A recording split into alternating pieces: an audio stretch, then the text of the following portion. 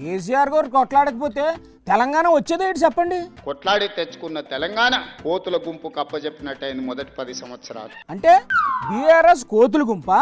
తాను చెడ్డ కోతి వనమల్ల చెడిచాయని సామెతలు సరే కానీ సార్, మొన్న వరంగల్ సభలో కేసీఆర్ గారు ఏమన్నారు విన్నారు కదా? కాంగ్రెస్ విలన్ అంటాడు. మరి మీరేటంటారు?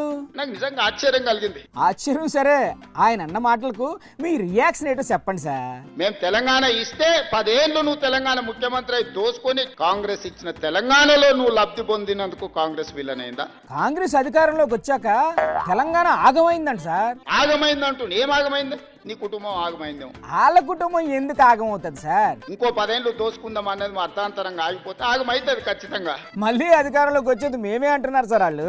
పిల్లి శాపనార్థాలకు ఉట్టి తెగిపడుతుందా? తెగదు. లేకపోతే సిద్ధశెట్టి కింద కూర్చొని ఎవడన్నా మంత్రాలు చదివితే సితకాయలు రాలుతాయా? రాలవు. ఆయన కథ గట్లనే ఉంది. ఏమనంటే సామెతలు చెప్తారు. మిమ్మల్ని చూసి బీఆర్ఎస్ వాళ్ళు కూడా సామెతలు నేర్చుకొస్తున్నారు. సరిపోయారు ఇద్దరును. ఇవన్నీ చూసినాక ఓ పెద్ద మనిషిని ఏదో మాట్లాడుతుంటే చెప్పాడు. ఏడు చెప్పినాడు సార్ ఆ పెద్ద మనిషి? 100 ఎలుకలు తిరిగిన పిల్లి తీర్థయాత్రలకు పోయిందంటే నేను మొత్తం మారిపోయినా అని. వరంగల్ సభ గట్లుంది. ఏడు సార్ ఇవాళ సామెతలు తెగ చెప్పేస్తున్నారు.